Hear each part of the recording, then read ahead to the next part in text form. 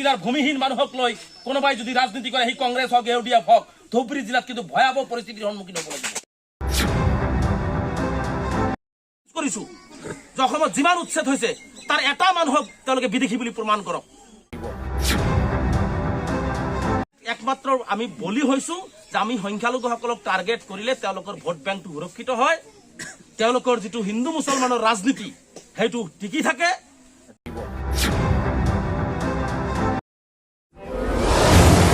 গৌৰীপুৰৰ আলমগঞ্জ নৱম খণ্ড গাঁৱত উপস্থিত আমচুৰ সভাপতি ৰেজাউল কৰিম চৰকাৰ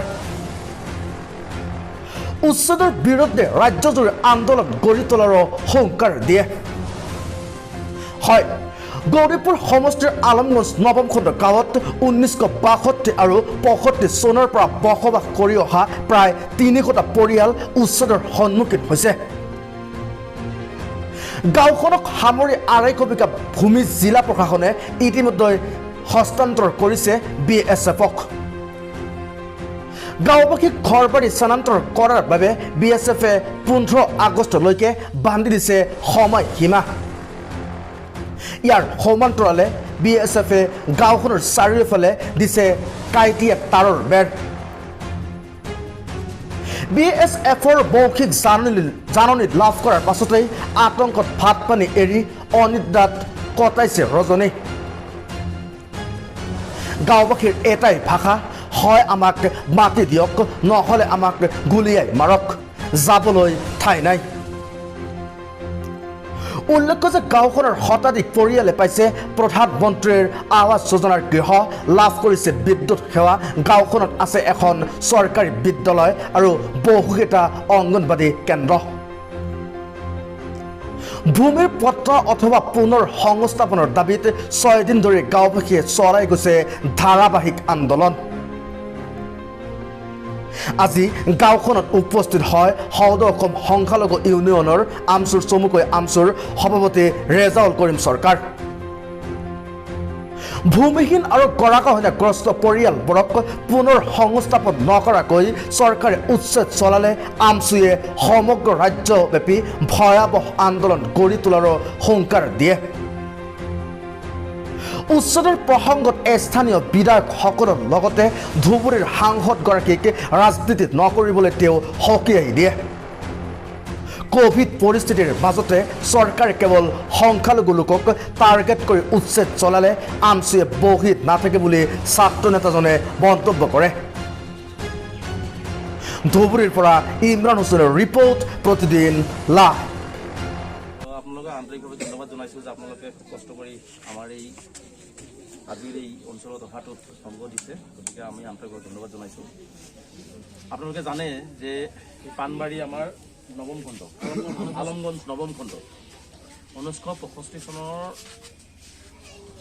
গৰাখহনীয়াৰ কবলত পৰি আমাৰ ধুবুৰী জিলাৰে নিয়াৰেষ্ট গৌৰীপুৰ বা দক্ষিণ চালমাৰা আদি অঞ্চলৰ পৰা আমাৰ এই পৰিয়ালসকল 55 বছৰ আগত এটা NGOৰ মাটিত চৰকাৰী ভূমি নাছিলে এতিয়া NGOৰ মাটিত তেওঁলোকক ইয়াত বহোৱা হৈছিল আৰু সেই 65 চনৰ পৰা তেওঁলোকে ইয়াত খাজনা পাতি দি এই অঞ্চলত তেওঁলোকৰ পৰিয়াল পোহপাল দি আছে আৰু গৰাখহনীয়াত ইতিমধ্যে তেওঁলোকৰ সকলো সা সম্পত্তি জাগ হৈছে আৰু এই সময়ত 2018 চনত এই মাটিখিনিক লৈ চৰকাৰে বিভিন্ন সময়ত এই মাটিৰ ওপৰত বিভিন্ন আৰক্ষী বাহিনীক দিয়াৰ প্ৰচেষ্টা চলালে তাৰপিছত 2018 চনত এটা ল্যান্ড এডভাইজাৰী বডি ধুবুৰী জিলা উপায়ুক্তৰ নেতৃত্বত বৈঠক হ'ল আৰু সেই বৈঠকত সিদ্ধান্ত হ'ল 2018 চনতে যে এই অঞ্চলৰ আমাৰ আলমগঞ্জ নৱম খণ্ডৰ যি 212 বিঘা মাটি আছে এই 212 বিঘা মাটিটোত যিসকল ল্যান্ডলেছ পিপুলে বসবাস কৰি আছে তেওঁলোকক সাৰ্ভে কৰি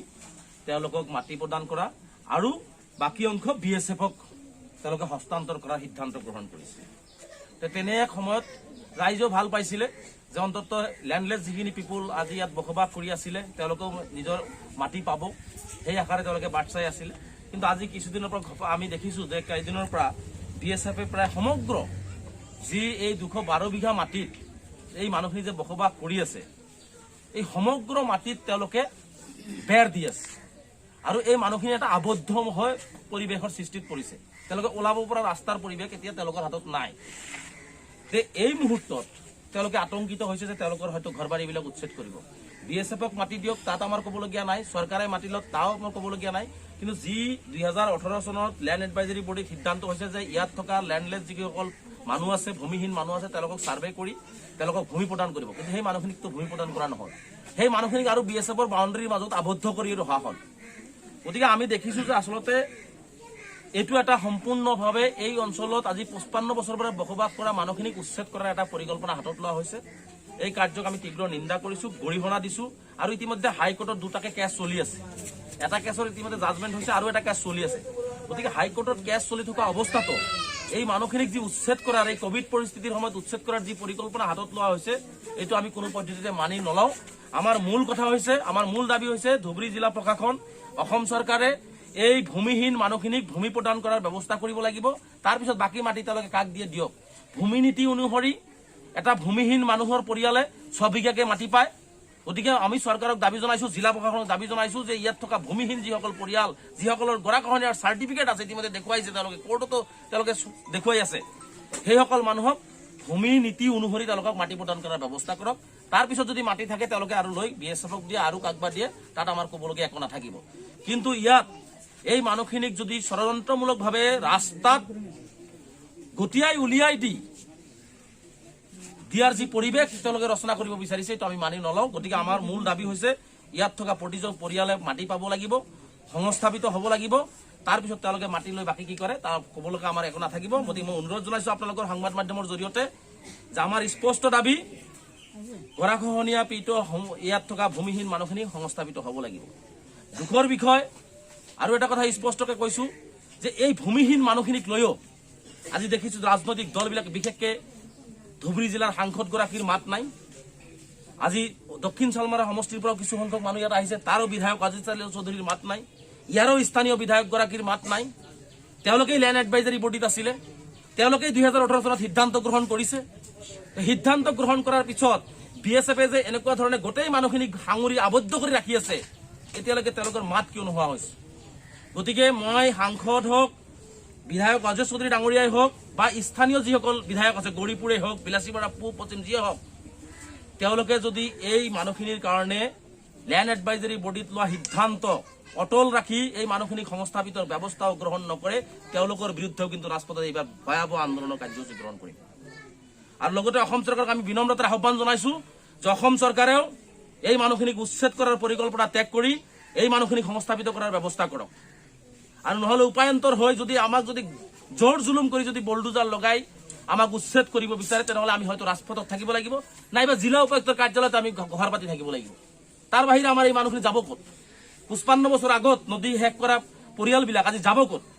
গতিকে এই পৰিয়ালখিনিক লৈ যাতে অসম চৰকাৰে কোনো খেল নেখেলে, ধুবুৰী জিলা প্ৰশাসনেও যাতে কোনো খেল নেখেলে, সুস্থভাৱে এই পৰিয়ালসমূহক সংস্থাপিত কৰিবৰ কাৰণে যিটো নলয়, তেওঁলোকক যদি জবৰদস্তি কৰিব বিচাৰে, এই ধুবুৰী জিলাতে নহয় সমগ্ৰ অসমতে ইয়াত তীব্ৰ আন্দোলনৰ কাৰ্যসূচী আমি গ্ৰহণ কৰিবলৈ বাধ্য হ'ম। কাৰণ আমি বাৰে বাৰে কৈ আহিছোঁ যে আমি কোনো চৰকাৰী ভূমি দখল কৰিব নিবিচাৰোঁ, আমি কোনো মঠ মন্দিৰ মছজিদৰ ভূমি দখল কৰিব নিবিচাৰোঁ। কিন্তু আমাৰ কথা হৈছে যে উপযুক্ত ভূমিহীন গৰাখহনীয়া পীড়িত লোকক চৰকাৰে সংস্থাপিত কিয় কৰা নাই? আজিলৈকে ছাৰ্ভে কিয় নকৰিলে? 30 লাখ মানুহ ভূমিহীন হৈ আছে এতিয়াও গৰাখহনীয়াৰ কবলত পৰি। এই মানুহখিনি যাব ক'ত? যদি এই মানুহখিনি অসমৰ হয়, অসমৰ বাসিন্দা হয়, মুখ্যমন্ত্ৰীৰ প্ৰধান দায়িত্বৰ কৰ্তব্য হৈছে অন্ন বস্ত্ৰ আৰু বাসস্থান, কল্যাণকামী ৰাষ্ট্ৰৰ মূল মন্ত্ৰ। আৰু সেই কল্যাণকামী ৰাষ্ট্ৰৰ মূল মন্ত্ৰ আজি ভেঙুচালি কৰি মানুহখিনিক কেৱল উচ্ছেদ কৰি আছে আৰু তেওঁলোকক বেঘৰ কৰি আছে। আমি মুখ্যমন্ত্ৰী ডাঙৰীয়াক আহ্বান জনাম, যদি আপুনি বিদেশীৰ নামত উচ্ছেদ কৰে, মই চেলেঞ্জ কৰিছোঁ মুখ্যমন্ত্ৰীক, যিমান উচ্ছেদ কৰিছে তাৰ পৰা এটা বিদেশী কোন দেশত পঠাইছে ৰাজহুৱা কৰি দেখুৱাই দিয়ক। আৰু যদি কৰিব নোৱাৰে, তেনেহ'লে এই নিপীড়িত নিৰ্যাতিত সংখ্যালঘু জনগণক, ভাৰতীয় নাগৰিকক এনেকুৱা ধৰণৰ অন্যায়ৰ পৰা বিৰত থাকক। আমি বিচাৰিছোঁ কোনো বিদেশীক সংস্থাপিত কৰাটো আমি নিবিচাৰোঁ, কিন্তু কোনো ভাৰতীয় নাগৰিকক অন্যায়ভাৱে উচ্ছেদ কৰি তেওঁলোকক জোৰ জুলুম কৰি অত্যাচাৰ কৰিব, এইটো আমি আৰু সহ্য নকৰোঁ।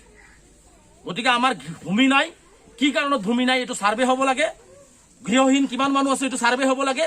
কিমান মানুহ গৰাখহনীয়া পীড়িত হৈ আমি শেষ হৈছোঁ সেইটো ছাৰ্ভে হ'ব লাগে। আৰু ইয়াত প্ৰতিজন ভূমিহীন মানুহক আমাক মাটিৰ পট্টা আৰু মাটি প্ৰদান কৰাৰ ব্যৱস্থা গ্ৰহণ কৰিব লাগে।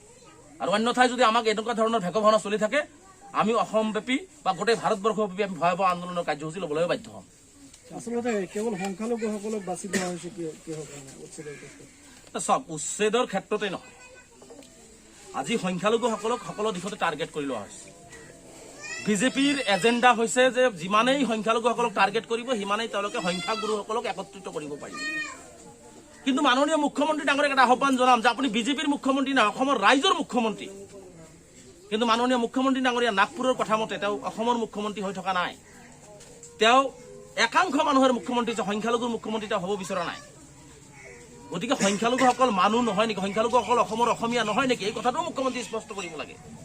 দেখিছোঁ কেৱল মাত্ৰ সংখ্যালঘু হোৱাৰ বাবেই আজি এনেকুৱা ধৰণে টাৰ্গেট কৰি উচ্ছেদ কৰাৰ পৰিকল্পনাবিলাক চলোৱা হৈ আছে। সেইকাৰণে মুখ্যমন্ত্ৰীক আমি আহ্বান জনাইছোঁ যে উচ্ছেদ কৰি বা লৈছে কিহৰ ভিত্তিত, যে বিদেশী উচ্ছেদ কৰিলোঁ। তেওঁলোকে সংবাদ মাধ্যমত কয় বিদেশীক উচ্ছেদ কৰা হ'ল, আমাৰ জুপুৰি ঘৰবিলাক ভাঙিছে সেইটো দেখাব যে সন্দেহজনক নাগৰিকক উচ্ছেদ কৰা হ'ল। মই চেলেঞ্জ কৰিছোঁ যে অসমত যিমান উচ্ছেদ হৈছে তাৰ এটা মানুহক তেওঁলোকে বিদেশী বুলি প্ৰমাণ কৰক, বা কিমানজন মানুহক উচ্ছেদ কৰাৰ পিছত বাংলাদেশ বা অন্যান্য ৰাষ্ট্ৰত পঠাই দিয়া হ'ল তাক ৰাজহুৱা কৰক। সাহস গোটাব নোৱাৰিব, কাৰণ জানে, মুখ্যমন্ত্ৰীও জানে যে এইসকল ভাৰতীয় নাগৰিক অসমৰ বাসিন্দা হয়, অসমীয়া হয়। কিন্তু একমাত্ৰ আমি বলি হৈছোঁ যে আমি সংখ্যালঘুসকলক টাৰ্গেট কৰিলে তেওঁলোকৰ ভোট বেংকটো সুৰক্ষিত হয়, তেওঁলোকৰ যিটো হিন্দু মুছলমানৰ ৰাজনীতি সেইটো টিকি থাকে, যাৰ কাৰণে আজি আমাৰ সংখ্যালঘুসকলক সহজে টাৰ্গেট কৰি তেওঁলোকে কৰি আছে। গতিকে আমি অসমৰ যিসকল ধৰ্ম নিৰপেক্ষ ৰাইজ আছে, ধৰ্ম নিৰপেক্ষ ৰাজনৈতিক ব্যক্তি আছে, তেওঁলোকক আমি আহ্বান জনাম চৰকাৰৰ এই সাম্প্ৰদায়িক নীতিৰ বিৰুদ্ধেও আমাক সহযোগ কৰিবৰ কাৰণে আমি বিনম্ৰতাৰে অসমবাসী ৰাইজক আহ্বান জনাইছোঁ।